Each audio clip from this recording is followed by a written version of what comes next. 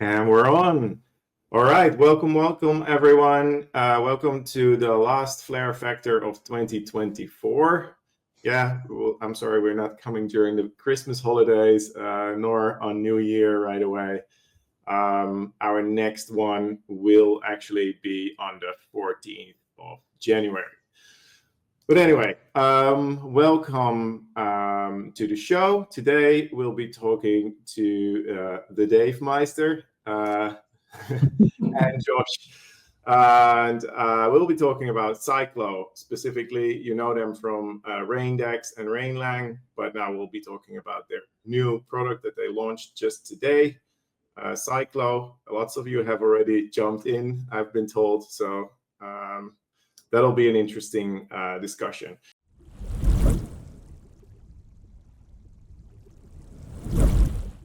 Just a few points of news. So you already know that our next episode will be on the 14th of January. Then tomorrow I will be on a Flare X. What is it? Space, I believe, officially. With Flare and some other partners from the network. And what is also important for most people is that currently we have buy-in staking active. So there's the 4.4% buy-in fee that will go into the pool, but you don't get it back. I was asked that this week. Of course, you get a little part of it back, but that is to ensure that you buy your place in the rewards of the people who are already staked. And the next chance to have free staking will be on the 5th of January, and it will start sometime around 1400 UTC.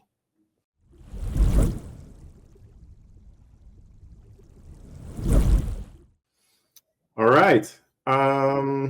So let's get going. Guys, introduce yourself and then head over to Cyclo and introduce Cyclo.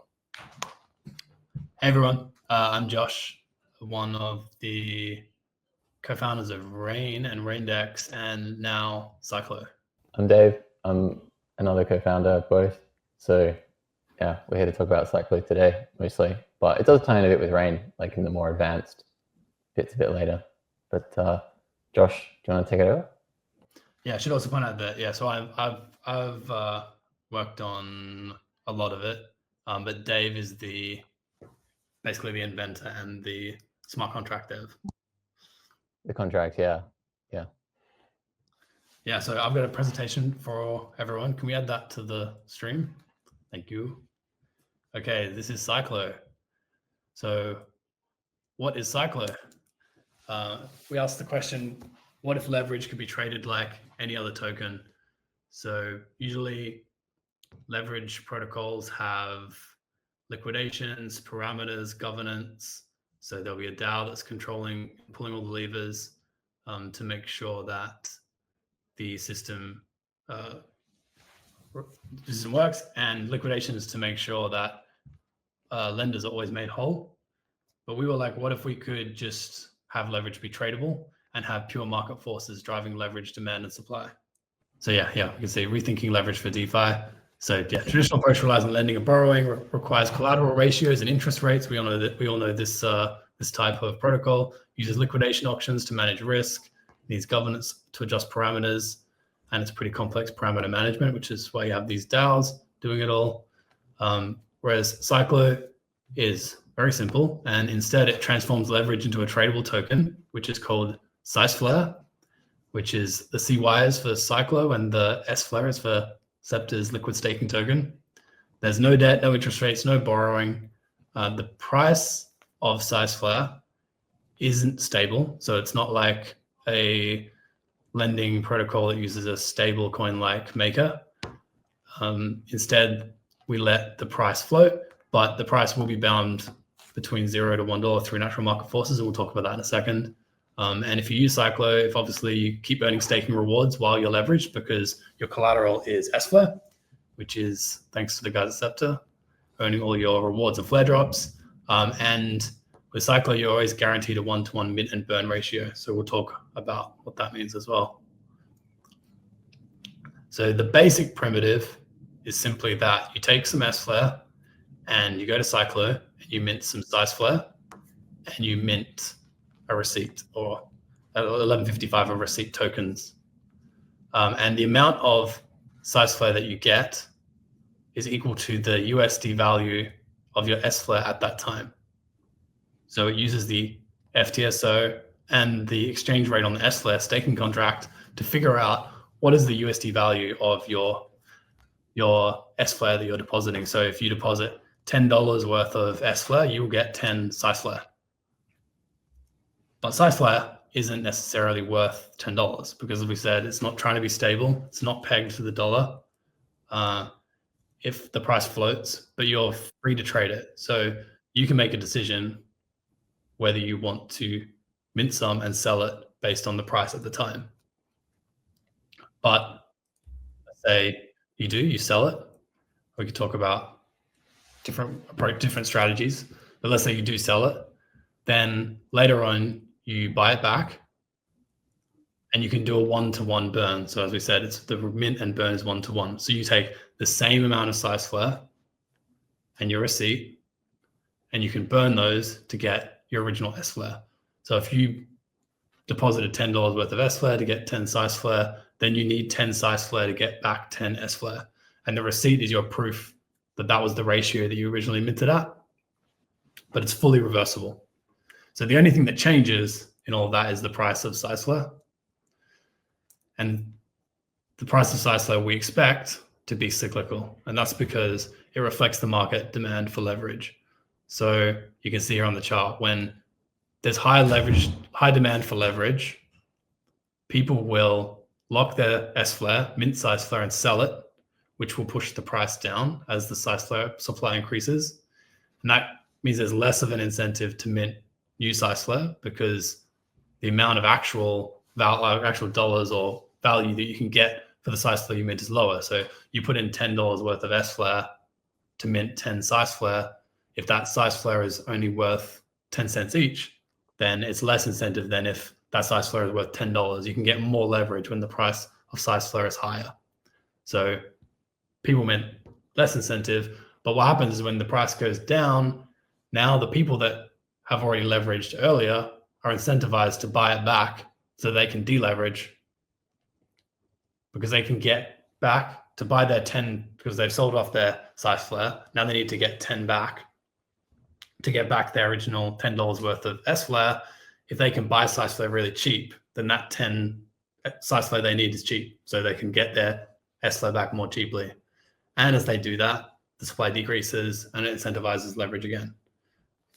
No, I think it's pretty good. It's represented as a NFT. So the receipts that you were showing before are actually like tokens on chain and everything as well. So you get a NFT and then it's a 1155, and then the size flare is a ERC20. So it's like just normal standard tokens.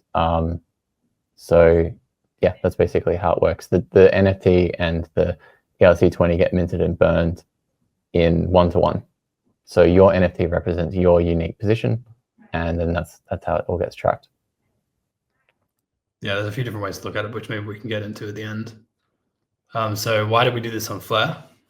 Dave actually had the idea for a long time, but he wasn't really happy with the Oracle solutions available and the security risk that building on top of those would incur. Whereas on Flare, the FTSO security model aligns with the network security itself, and having a native price Oracle reduces trust assumptions. And then obviously we had the liquid staking token that we could build on top of. And because of the FTSO and because of the incoming F assets, we have a strong foundation for future Psi tokens. So we can talk about those at the end as well. So we thought, we've thought a lot about how to communicate what Cyclo is. And I think talking about the mechanic is one thing, but what people really want to know is, what do I do with it? And so we came up with these key ecosystem roles. which are basically different participants. These aren't all the things you could do with it, but these are just the 4 categories that we can see like really obviously. And obviously this is not financial advice. This is just, we're talking purely like in the abstract. We're not telling you to go and do these things or that you will be successful doing any of these things. That's entirely up to you. Yeah, we never give financial advice. Never.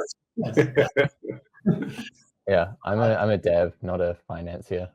I write code. Go for it. I can give you coding advice if you want that. You got a lot of it. So the first role is the leverager. So this is kind of like the first one you think of, and that's the one I described before. This is someone who wants to leverage up. So actually, we had someone in the community already say their plan was to leverage up so they could benefit from USDX yield. So we can put that in this context. So the leverager locks S-Flare to mint size-flare. They sell the size-flare and use that capital for other opportunities. So in this example, this community member, can't remember their name, and sorry if I'm giving away your alpha to that person, but you need to put it in the public chat. Their plan is to go and use that capital to buy CUSDX and get yield. And then they can collect the yield. And then at some point in the future, when size-flare is either cheaper or their profit outweighs the slight loss they might make on size-flare, they can buy it back. They get back their original S-flare. And if you're long on flare, if you think flare is going to be, way up in the future, then this seems pretty obvious. You get back collateral that's now worth more, plus you've been earning yield all that time on the USDX. So you've just successfully leveraged, and you've done more than you could have done. Well, you didn't have to sell your S-flare. You got to keep onto your S-flare back and do something else with the leverage. So that's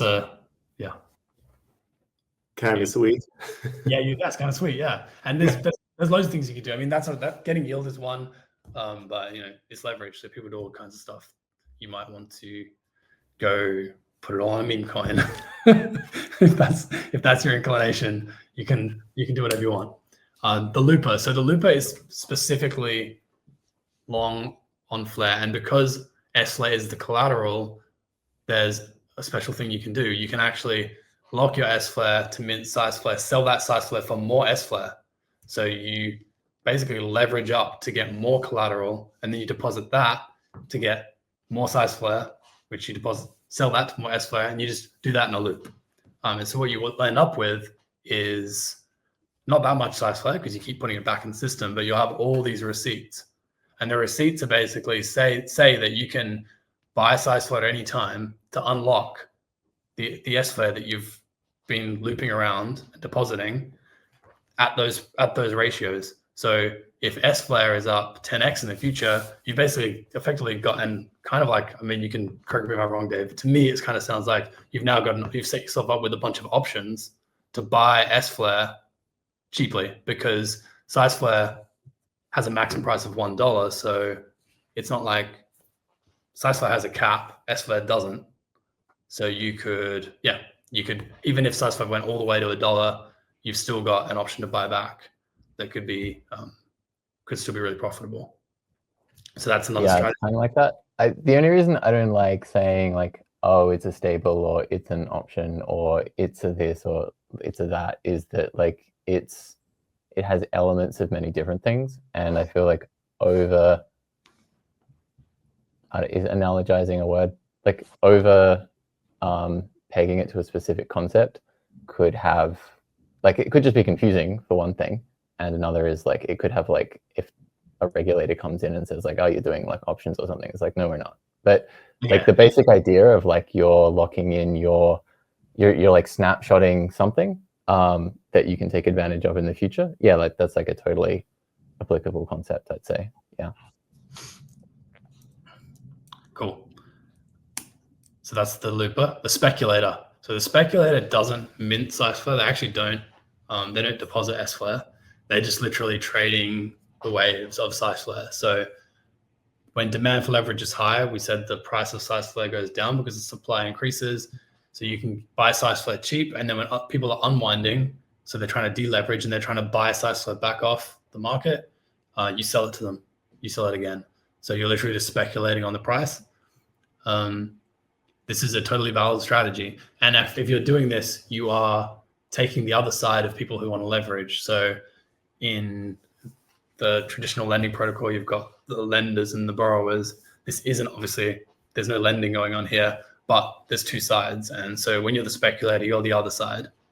I don't know if you want to give clarification, because I said the other day that it was like, Yeah. you were like this Yeah. So if you're on like Aave or something, right? Like you put your stables in, and then literally like those stables are going to someone else. People who are depositing stables in Aave aren't doing it because stables are good collateral. They're doing it because that's what people want to borrow, so that they can go and do other things with their leverage. So when you see the market's going up and everyone's getting excited and then they're leveraging, you see the APYs on stables go to like 20% on Aave. So there's no interest and there's no lending here, because there's not like a marketplace, or there's no like tokens going between. It's not like you put in ETH and then you pull out dollars. So that it's not lending, but by buying the Cyclo token when it's low, that basically lets people do the leverage. Like that is literally what enables people to do the leverage, because if no one was buying it, then there would be no leverage to be had, because the price would be zero, right? So when people want more leverage, I think it's pretty clear that the price will go down. So as the speculator, you're basically taking the position that people are over leveraged. You're like, there's too much leverage in the system. Slice Flare is trading at like 1 cent. That's crazy. Like 1 cent is ridiculous. I'm just going to load up, because of course it's going to go back close to $1. So that's basically what you're doing. And it acts as a multiplier. So if Cyclo was trading at 1 cent, then every $1 that you buy of Cyclo is backing $100 of TVL that somebody put into the system. So the lower it goes, it's almost, I don't know if it's actually exponential, but it's some kind of like non-linear thing, which is like the lower it goes, there's every purchase of the size flare is becoming a bigger and bigger multiple on the TVL that's getting deposited. And at some point in the future, people are going to unleverage.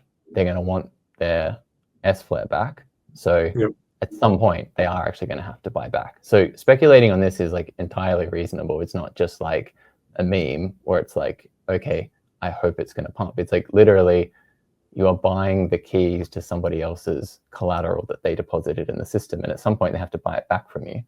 So it's at some point, the market is going to be more favorable to leveraging. And at some point, the market is going to be more favorable to supporting other people's leverage. And that's why we have these roles, so everybody can, you don't have to like sit with one role forever. You can look at the market and one day you might be like, okay, this is a good time to leverage.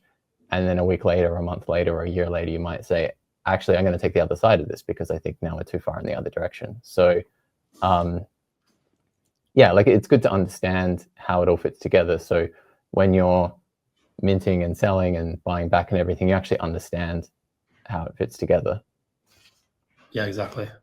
And then, I mean, and then we've also got the market maker who is on both sides. So the market maker is buying and selling all the time. So you can market make by just being an LP, which is totally valid. And I think David's already pointed out the APYs on the pool are pretty high because of the price of Cyclo is bounded. It means that IL is lower than on some other. It's not quite as good as a stable pair of two stables, but it's pretty good. So the APY on, what did you say? Like it's the highest APY on SparkTex at the moment? Right now it's 175%. It's very high. Run. I expect the pool to grow.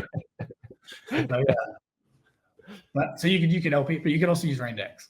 So we've got great market making strategies on Raindex that you can deploy, and we're going to be sharing those in Telegram and on Twitter over the next week. So on X over the next week.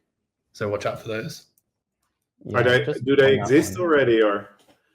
We've used the strategy exists Yeah. for other tokens. We've been running these market making strategies, and others people have for quite a while now. Okay, so I you're think still it's more that we have to adjusting. make it easier. Yeah, you've seen our interface. Like for a general purpose, it's like fine. But I think to really make this work for this situation, it's going to be like embedding the strategies in the GUI, maybe even like under the roles. Like for example, we were talking earlier today, like Rain already has the ability to do like a dollar cost averaging Dutch auction, where it always tries to get you the best price by chunking up your money and like spreading it out over like a few days or something. Like you should be able to, say you wanted to go long on ETH using your S-Flare collateral, you should be able to, like in one click, like in an ideal world, have it first auction off your minted size flare to buy ETH, and then know the price that it got for that, and then anytime it sees the market go above that, do the reverse, and then basically automatically leverage and deleverage for you would be awesome, which is the kind of thing that you could set up on Rain. So instead of having like a depeg loop like we have for S-Flare, you'd have like a leverage deleverage loop. And like that kind of thing would be, you can do it right now. Like I can do it. I know how to do that. But so it is possible right now. But it if it had like a really slick UI, I think a lot more people could do it. So that's sort of the work that we need to do there. Yeah. But it does exist. I promise. I use it all the time. Yeah. Cool. Looking forward to that. Yeah. Continue, Josh. So risks, understanding the risks. So what are the risks to use this? Because obviously there are some. It's good to understand them. So the primary risk is the size flare price movement when trading. So if you don't trade your size flare, if you just mint it, then you can always get back your S flare. It's 1-to-1. So you can do the thing and reverse it, and you'll get back. You'll be exactly back where you started. The minute you sell your size flare, there's a risk because the price of size flare can change. So you have to be aware of what the price of size flare is. And we've already seen some people mucking around with this, and they probably don't realize this, because the minute if you sell your size flare and you sell it for a really bad price, then you've got to buy it back again to get that collateral back. So you do have to be aware of what the price is, and the liquidity affects the execution. So there's only a little bit of liquidity available right now. So that's intentional, because the goal is that we have a bit of price discovery. We sort of let the market develop, and then we'll ramp up liquidity over the next few weeks. So we probably wouldn't recommend trying to like take a massive position right now. It just doesn't make sense. There's not enough liquidity. But let's let things develop, and maybe in the future. So that's the market and trading risk, and then smart contract risk. So the audit is done. The audit was done by Protofire. There's no admin keys. The contracts aren't upgradable. Everything's immutable. So there's no risk of like our multi-sig being compromised, which I know can happen with other protocols and has happened. We've had some scares on Flare, but that isn't going to happen here. However, it's immutable. So if there was a smart contract vulnerability, it's not something we can fix. Like this literally is, the minute we deployed it was kind of out of our hands. It's a pure permissionless, unstoppable public good. It will operate exactly as it operates today until Flare, if Flare one day ceases to exist. The dependency it has, though, is the FTSO and the S-Flare staking contract. So the FTSO has to function correctly, has to be giving prices, and the S-Flare staking contract has to be giving an exchange rate, which we spoke to you guys about, and that's we really agreed that's not changing. So yeah, no, those will always stay in there. Even if we get FTSO feeds for S-Flare, then the FTSO will need the exchange rate from the contract. So it's there. Yeah. Well, if it ever changes and people complain, we will forward them to you. Yeah, of course. I expect nothing less. Yeah, we had the same conversation with Flare actually. They've because the oracles themselves, there is actually like a committee DAO type thing for doing upgrades to the network. So there was actually like a V1 and a V2, and presumably there'll be a V3 sometime in the future. But specifically for what we set up here, there's a simplified Oracle interface that doesn't have anywhere near as many features. It just provides a price and it just provides a time, so we know if the price is too old, because we lock the minting out if the price is more than half an hour old. And that, in theory, is like long-term stable. So even if there's new versions of the Oracle, there should be a backwards compatibility contract that is set up to mean that the new Oracle still is sending data back to the stable interface which we're pointing at. So even if the oracles change, in theory, this should all keep working. So yeah, it's all locked down, which is really cool. Yep. So the rest, yeah. So as always, just be careful out there. This is crypto after all. Future development. So as we said earlier, additional side tokens. So we're pretty excited about the idea of being able to do side BTC, side ETH, side XRP, and those could be based on the F asset tokens. So you would be able to get trustless, permissionless leverage for your BTC, for your XRP, which is pretty cool. But all of that is going to be driven by the market demand. So if people love Cyclo and are using it and it's growing, then we'll keep releasing new side tokens. And each side token will be independent.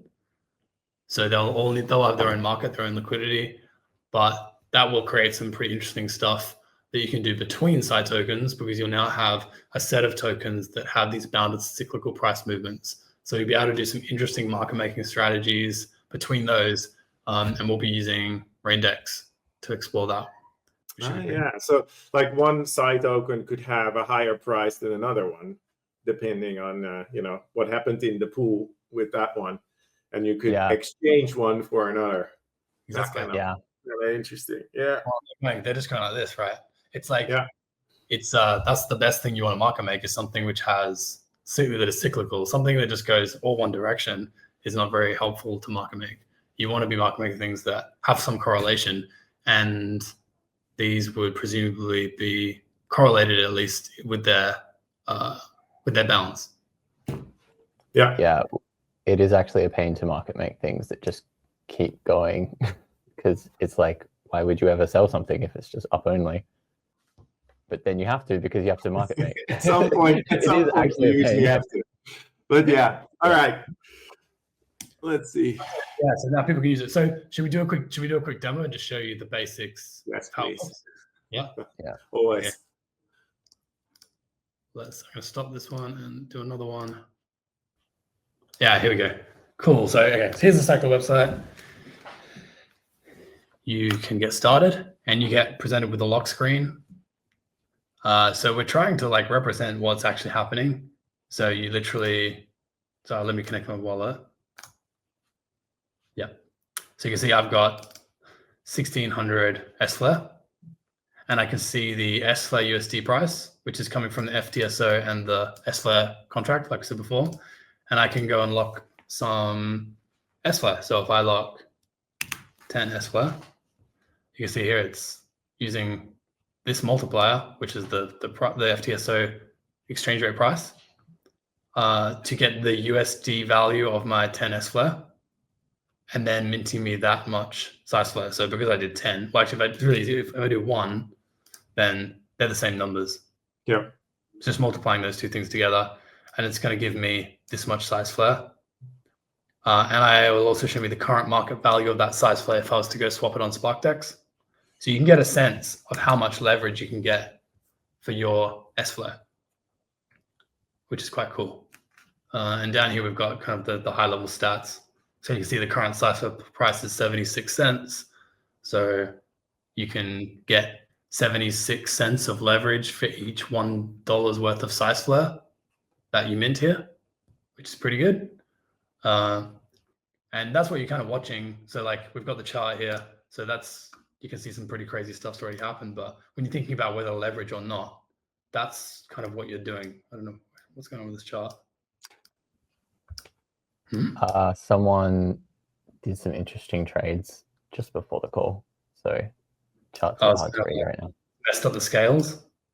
They I don't know who it was, but the chart went like basically all the way to 0 and then all the way to $1 and then went Okay. back to normal Well, again like 10 minutes later. So Next screener doesn't even know what to show anymore.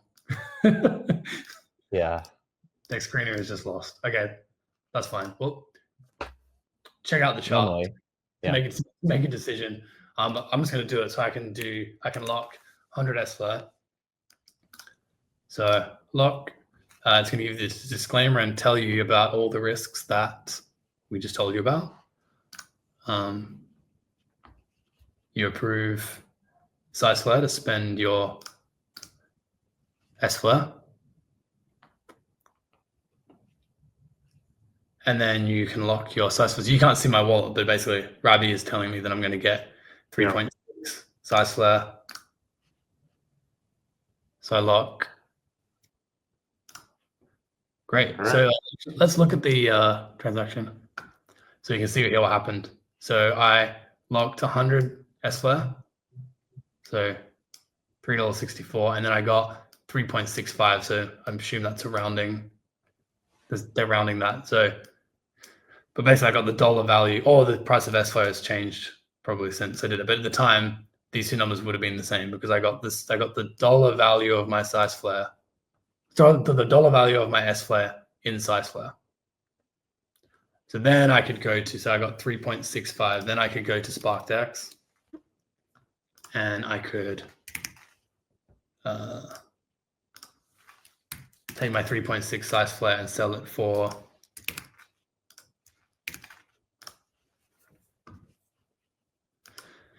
$2.77. So it's telling me that I'm not, that makes about, say, yeah, 75 cents. So I can swap, sell the size flare, and then take that USDX and go do something. So like we said before, like it's up to you what you want to do with it. And then later on, you're going to come back and you're going to buy back your 365 size flare, and you're going to come back to the Cyclo site and you're going to unlock it. So I've done a few locks here at different prices. I think the one we just did was, how much did I just lock? 100. This one. So I locked here, I locked 100. I minted 3.65 size flare. And you can see the size flare I got per locked S flare at the time. Yep. This is what I was saying before. What we were saying, the receipt locks in guarantees your unlock price, which was the same when you locked. So these are all the different S flare prices that I've locked at. So even if S flare went back, if S flare went to 30 cents, I could still come back, and if I provide 3.65 size flare, I'll be able to get back my 100 S flare. Yeah. Maybe worth 10 times as much now. So if I go here, I can go 3.65, and you can see here, insufficient size flare. I'm back. Yeah, there was a bit of a connection issue. I just sold my size flare, but I have a little bit left. So you can see I can do the reverse. So I can burn size flare and receipts and get back some of my flare. So you don't have to redeem the full amount that you locked. You can do it in parts. So in this case, I could just redeem 69 of my S flare and I still have 30 to redeem at that same lock price. And now I can do the reverse action. I probably should have bought back the size flare to make it a bit cleaner, but you get the idea. So if you look at that transaction, you can see here, I should have done a full round trip, but had I bought back the size flare, I would have got my entire 100 back. And that's it. That's Cyclo. Yeah. It's pretty simple. You just lock and unlock. Everything's one-to-one. So really the interesting part is in the market. And that's by design. Yeah. It doesn't really do anything else. Like I said, there's no rates, there's no DAO, there's no parameters being adjusted. It's an immutable smart contract. Like Dave said, it's more like wrapped flare than it is anything else. You're literally just putting something into, well, it's almost like S-Flare. You're just putting something in to mint something, and then you can go back again. And do something with it. And that doing something with it is the thing that's either going to get you something or lose you something, depending on whether or not you understood how it works. And Definitely read the instructions. Yeah. Instructions, yeah. Well, I mean, it's good because you gave us these like 4 different types, and also spoke about what to watch for, if I remember correctly. So people can check this out later on YouTube and rewatch those parts. All right. I think it is time to go to the questions, to the Q&A.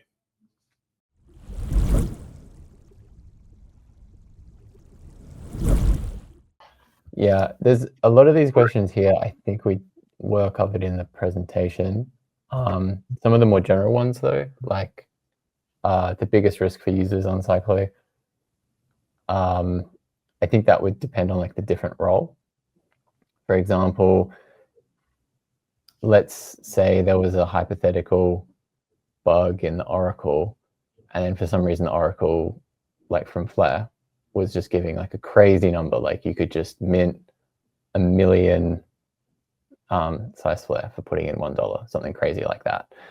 The risk for that particular risk would be held by everybody who holds the slice Flare token, because basically what would happen is then it would flood the market because there's all these things being minted, and then everybody would just go and unlock all the S-Flare that they deposited basically for free.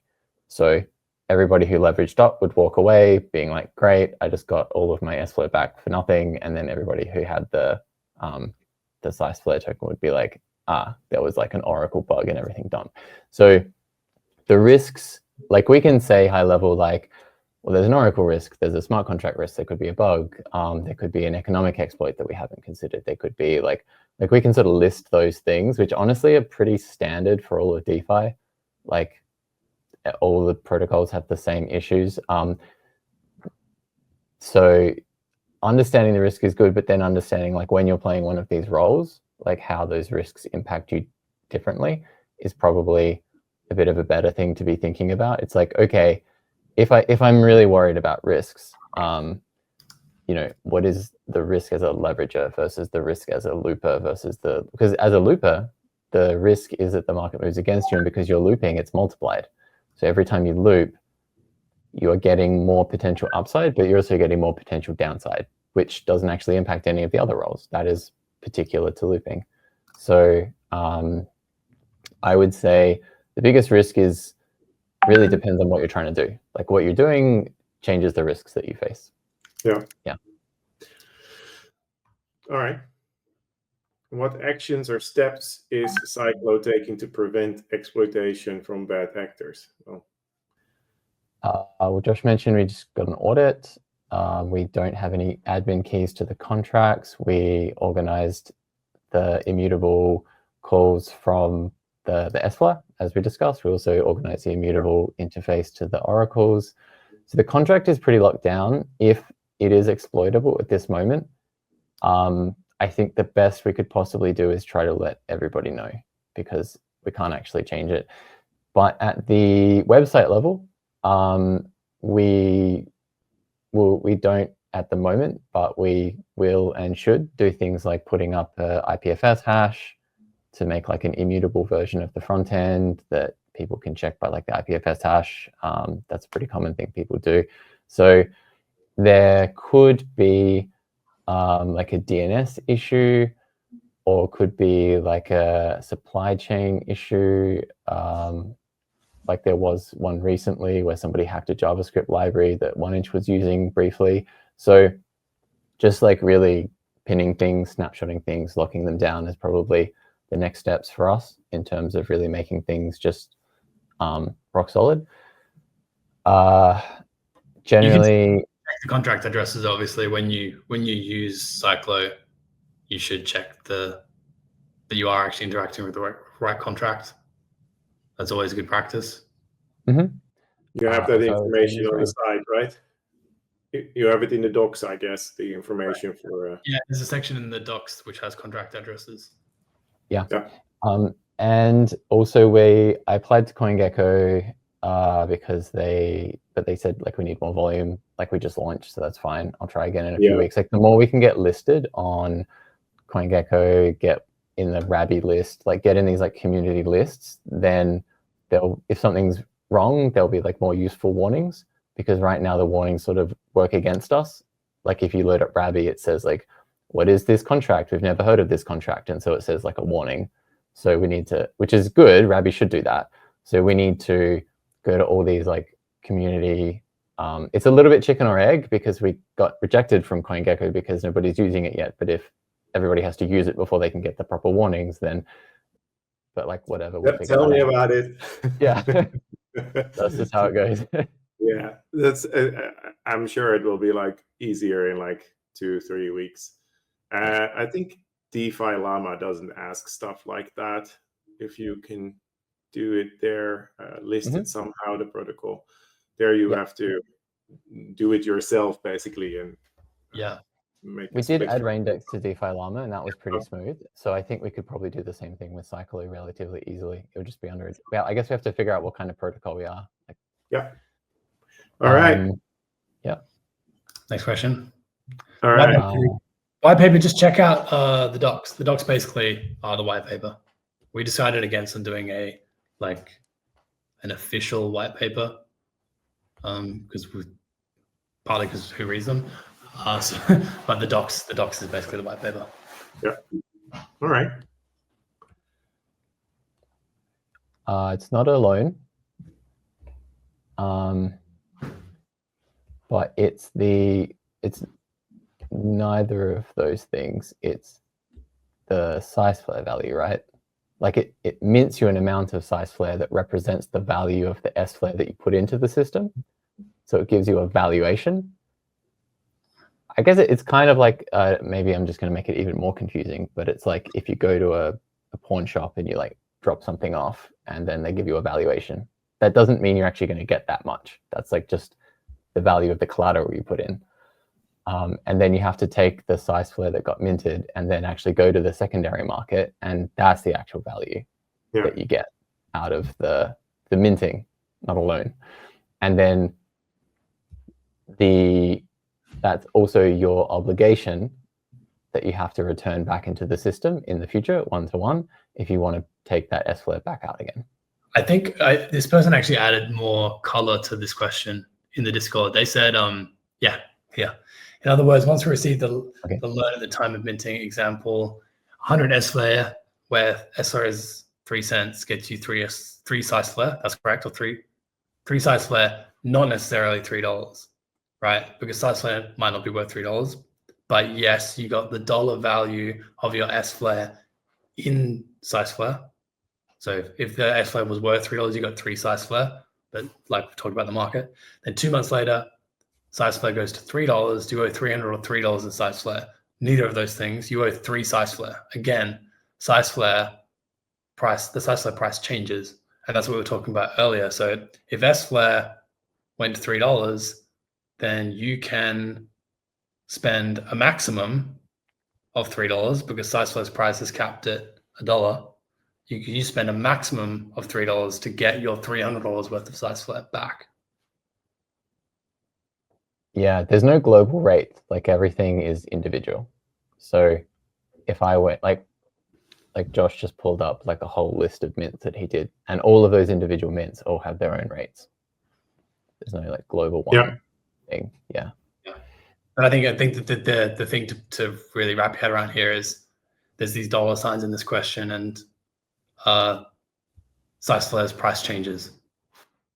So that's the important thing. It's 1-to-1. Yeah, you have the price on the market, but you need the exact amount of size flare to unwind, unwind and get your S flare back. It doesn't matter how much you paid to get that size flare. So you could have paid like $1 for the $3 worth of S flare that you're gonna get later. Theoretically, right? Theoretically, yeah. It could go the other way. This example is great. This person has a great time because they can get back their S-Flare, which is now worth way more than what they'll have to pay to get it back. So that's cool. But it could go the other way too. Of course. All right, next question.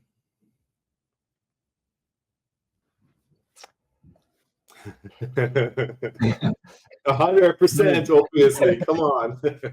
All of assets are going to be in Cyclo. Yeah, just like I expect everybody to use Sceptre. I think this is super hard to answer something like that. I don't know. Let's find out. Yeah. What do we think about the future? I think we're pretty excited about the future of the Flare network. We wouldn't be here.